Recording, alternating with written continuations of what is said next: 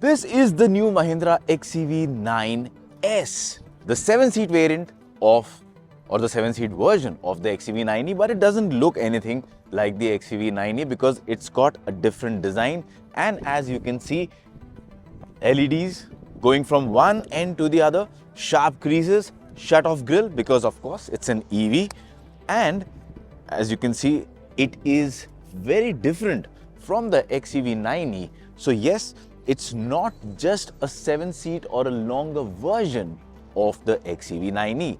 Beyond that, if we move towards the side, the front of course you can see is different.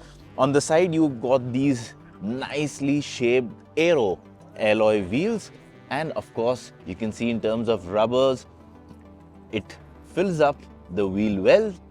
In terms of design, how it looks, nice or not, I cannot say that right now because of the embargo, but this is the Pack 3 above. So Pack 3 is the top variant.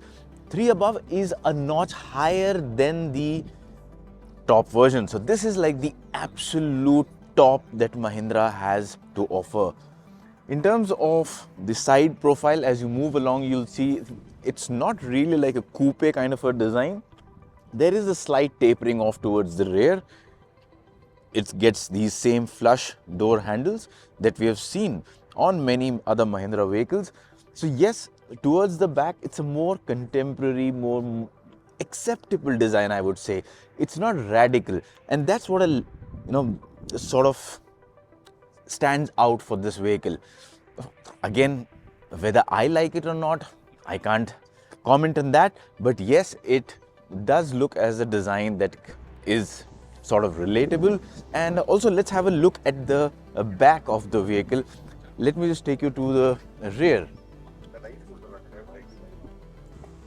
Now here you'll see, again, the design is different from what we've seen on the XEV 9e. On the 9e we have seen lamps, the LEDs going from one end to the other.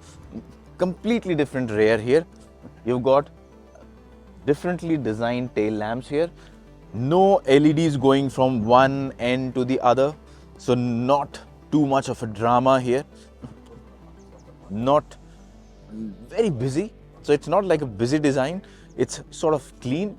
And well, that's the basic design of the vehicle. Now let's go inside and check out what the vehicle offers. And once you get inside the vehicle, let me just shut off the door, you'll realize a triple screen layout. I'm sure a lot of people will love it. In the base variant also you get a dual screen layout.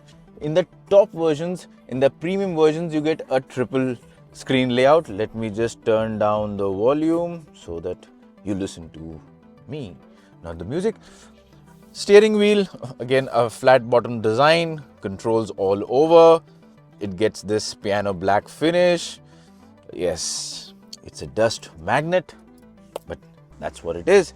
Again, dust magnet, piano black finish here, but you get two Type-C sockets, wireless charger, nice space. No physical buttons, some buttons here, but these are not physical buttons. These are again sort of touch panel buttons. That brings up the camera, the 360-degree view. So yeah, I mean, in terms of features, it's loaded. One thing that I would really like to point out about this vehicle is that right from the base version, it gets a panoramic sunroof. So this panoramic sunroof that you're seeing, this is not restricted to the top variant. Even if you go in for a base variant, you will get the panoramic sunroof. And the base variant is also pretty loaded. And it is like completely spec'd. And in terms of seat, you can see it's got these cushioned seats here, side support. In terms of space, I can't comment on it's good, less, more, but you can see the amount of space I have, the way I am sitting, the kind of headroom clearance I have, and I'm 5 feet 8 inches for reference. Also, let me show you the space at the rear.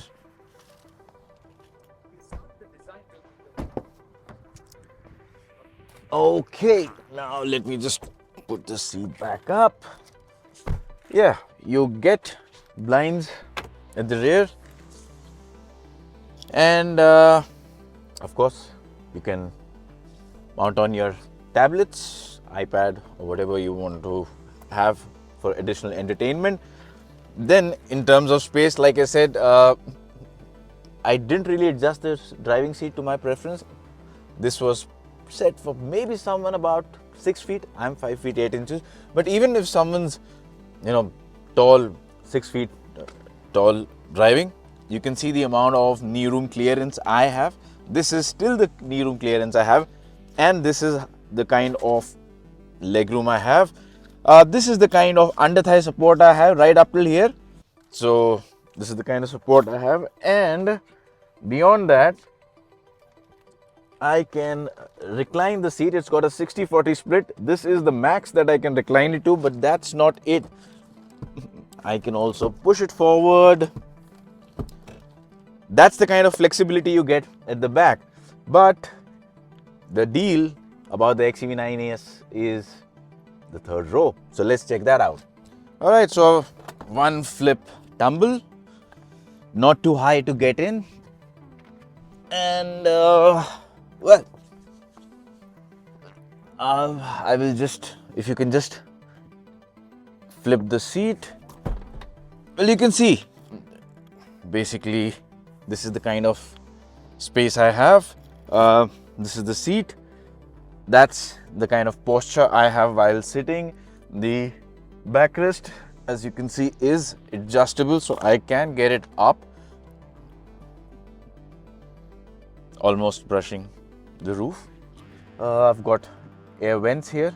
I can also regulate the airflow using these controls. I've got a charging socket here, a 112 volt one, and a cubby hole for keeping a coffee or a glass. And yeah, I mean, two people can sit here. This is the kind of glass area you get. And in terms of space, when you put the seat down, how much space do you get? Okay, so this is it. Yeah, I mean, this is how I would want to sit. And so as you can see, my knees are touching against the seat, but they're not absolutely slamming into the seat.